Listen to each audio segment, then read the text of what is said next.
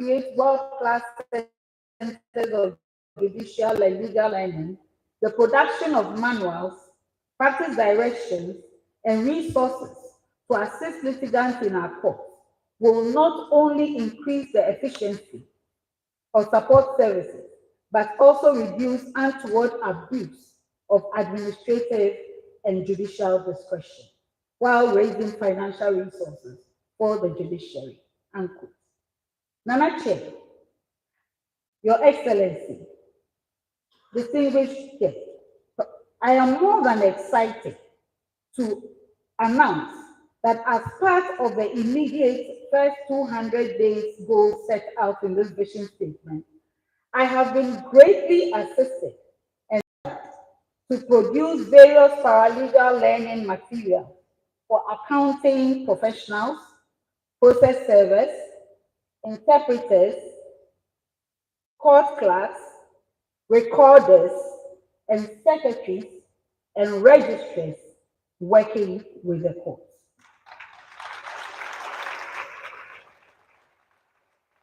You have been shown the external view, but there are copies on that. Now what's that? On those shelves. Yes. There are copies over there. Seeing is believing.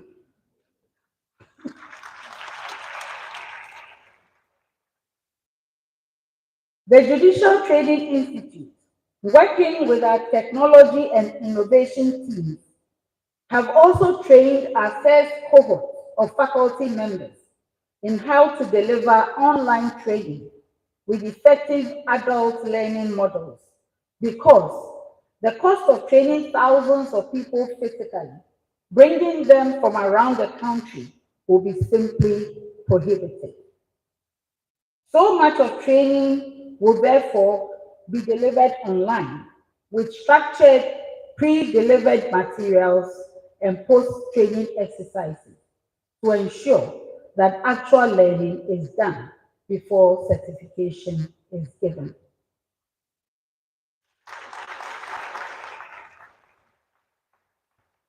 Nana Chair, Your Excellency, as stated earlier, the letter E in the strategic framework stands for the word ethics. I deeply crave, along with all well wishers, I'm sure, to change the tap of corruption, ineptitude, and inefficiency around the neck of the judiciary and judicial service of Ghana.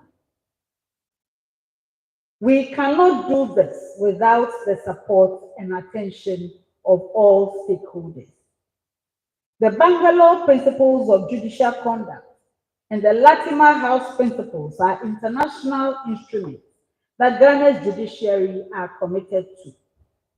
In order to shake off these tasks, training needs to be supplemented with consistent culture-changing strategies to deepen ethical models of work in the courts. Judicial administration must close the gaps through which court users are subjected to exploitation and rent-seeking behavior. This demands the removal of as much of the human interfacing that court work is exposed to. Court officials are expected to work with independence, with impartiality, competence, and integrity. Much of these ethical values are lost in the heavy traffic of human interfacing between court officials and court users, including unknown brokers functioning around the courts. The vision for producing culture-changing reorientation programs cannot be achieved without the active participation, the active partnership and support of stakeholders, including communities of businesses and donors. Indeed, as we speak, steps are being taken to revert to the opening and closure of assizes, which ensured that jurors remained with the judiciary for only a short season. The current situation, where one juror can be attached to the court for years, leaving their full-time work for long periods, and earning from both the institution they came from and the judiciary through the same public purse, needs to be seriously deconstructed. In order to do so effectively, this vision contemplates the engagement of the private sector in jury services, as is the situation in virtually every country. I wish to humbly ask for the cooperation of the private sector in implementing strategies such as this, because we need to increase the ethical content of integrity and efficiency in criminal justice delivery. I am glad to report that as part of my immediate goals, which prioritizes the provision of directions, guidelines, and manuals to increase transparency and due process in court work, 12 items that range from administrative guidelines and practice directions are available to be revealed to the public today, along with this vision statement. They cover practice directions on commercial pre-trial settlement under Order 58, as amended by CI 133. Practice directions in respect of prerogative rates involving chiefs and chieftaincy issues. And I'm glad to see Nananum here today. Practice directions on award of costs. Practice directions on plea bargaining. Practice directions on adjournment and adoption of proceedings in part-head cases. Part-head trials, sorry. Practice directions on court-connected ADR under Order 32, as amended by CI 133. Practice directions for determination of applications for injunctions to restrain burial of a deceased person. Administrative directions.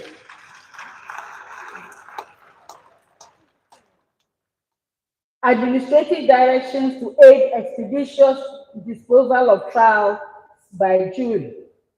Administrative guidelines on using the Supreme Court registry. Administrative guidelines on generation of suit numbers.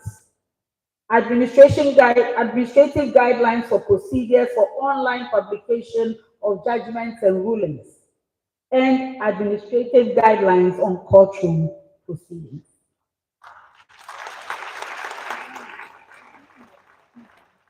Once again, they are on the shelf.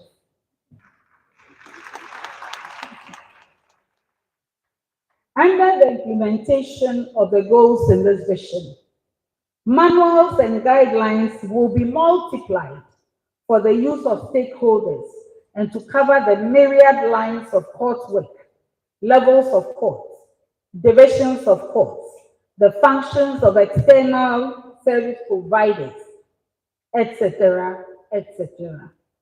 The purpose of this is to increase transparency, competence, due process, and integrity in court work.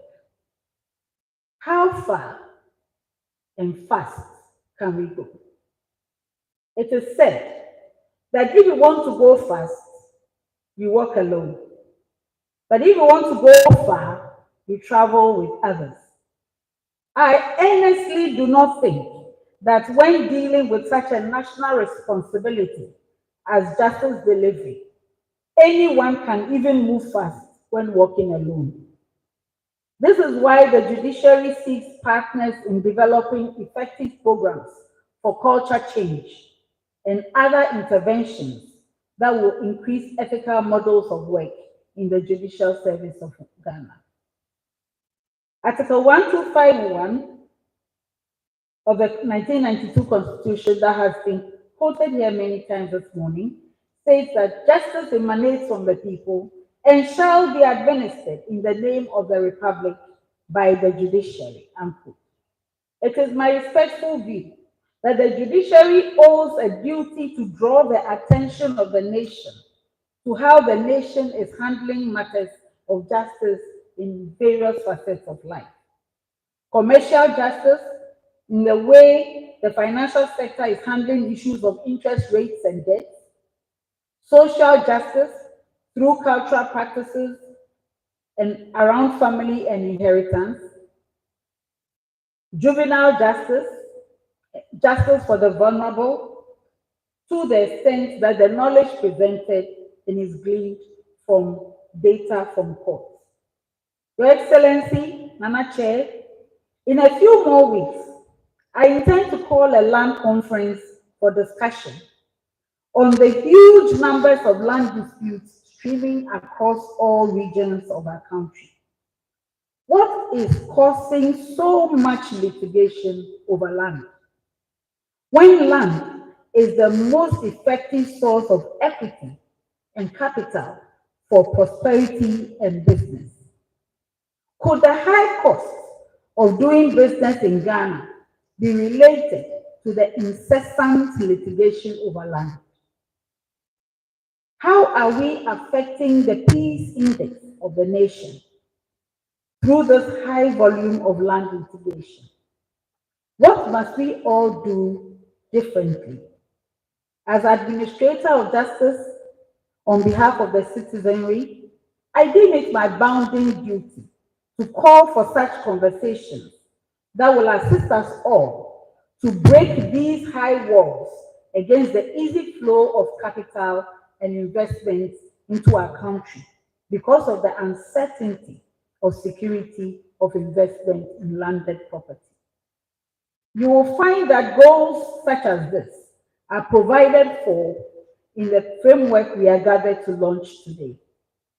Please work with us to go far in achieving all the goals set out in the strategic framework of vision so that as a nation we can practicalize ethically compliant behavior in the judicial service, the judiciary, and within our social economy.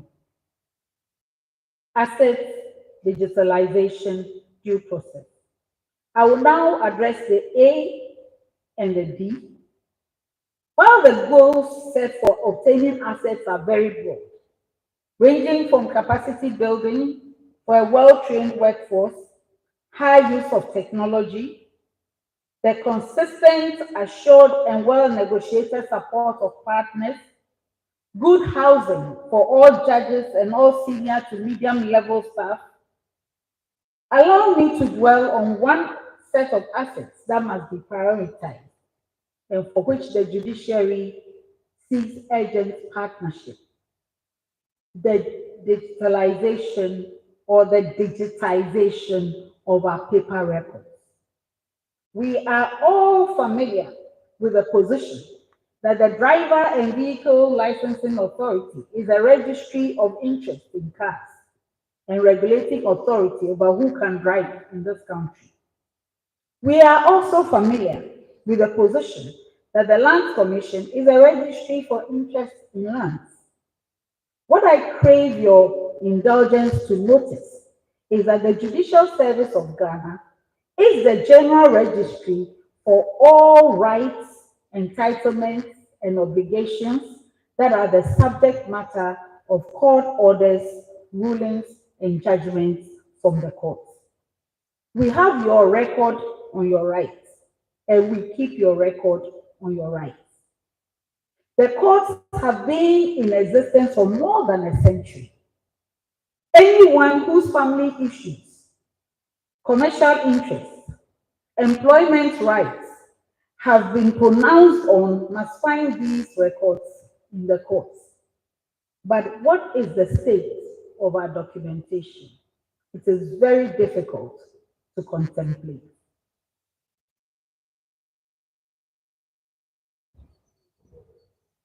Fortunately, this is before. These are records you find in the Supreme Court.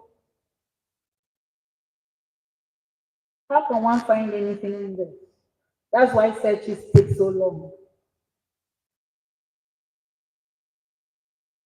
Again, it is only after digitization that we can even remotely anticipate effective e-justice. I think you should clap for my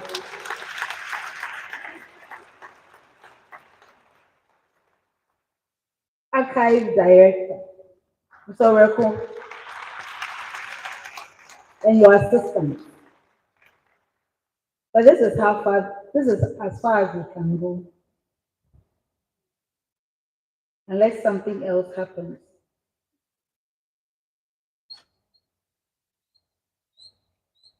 There is an urgent need to build a modern archive center to store all records emanating from the courts in a coherent and orderly manner that can be easily retrieved whenever courts and court users need their records. At the same time, as the records are being stored, they must be, no, I think this is the next place, or is this the sneak place? This is not our records. This is for snake. This is to show you how best it can look. But our records are a bit different.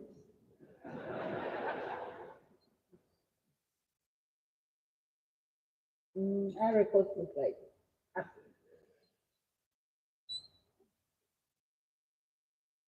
at the same time that records are being stored, they must be digitized for electronic storage and easy retrieval.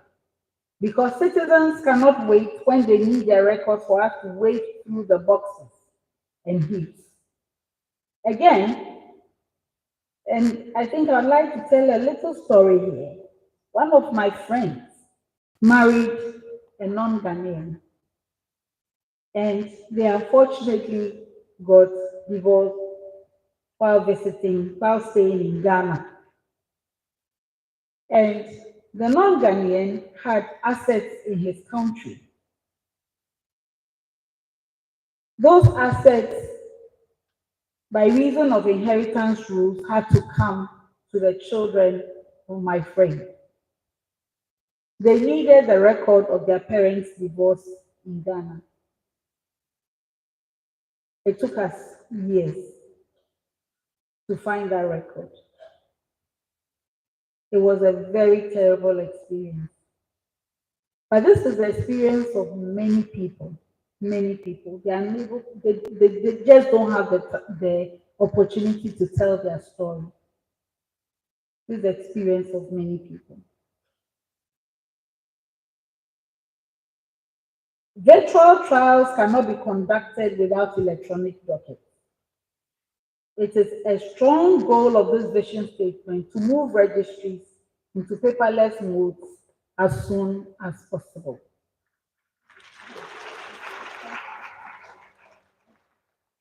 The leading justice vision is anchored on the high use of technology to increase speed and transparency in the justice delivery process.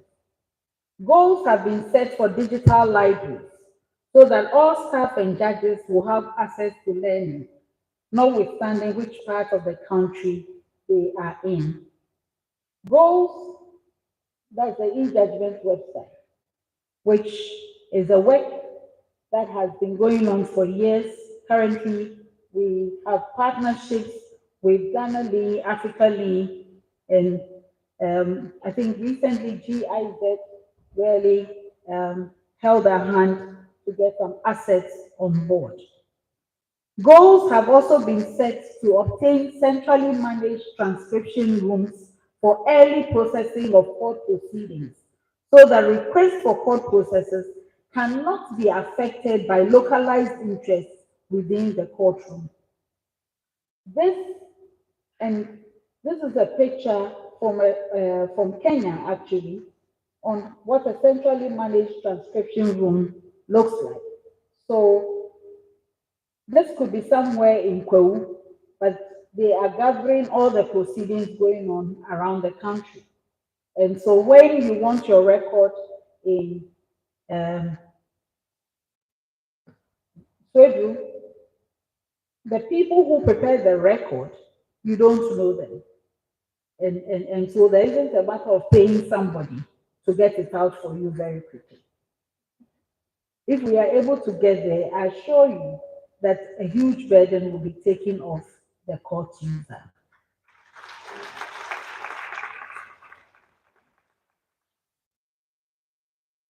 It ensures that records are made available to stakeholders without unnecessary waste of time and cost through traveling to a registry, queuing to pay for a record, and being told to go and come back for the said record.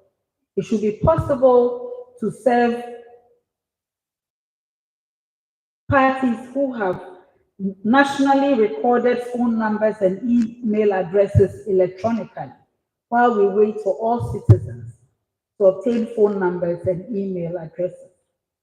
We have 439 courts now in this country, thanks to the dedicated commitment of government since 2020 through the District Assembly Common Fund to make courts accessible to all citizens. The judiciary is extremely grateful for the 100 new courts that we keep commissioning. All of these courts are making orders and churning out proceedings. Beyond this, there are also many justice delivery processes that, if supported electronically and digitally, will reduce inefficiency, cost, and uncertainty in litigation. Land mapping, verification of property details from records on property rates with district assemblies, verification of details of vehicles from BVLA, verification of account holding in banks during execution processes, can all be easily done via dedicated and authenticated e-processes between the courts and the relevant institution, saving staff from those institutions spending their productive time in court just to relay simple information. Many of these electronic verification processes will also cut out the horrible specter of forgeries that sometimes the courts experience. To achieve these goals, the Judicial Service of Ghana is requesting for active partners that do not insist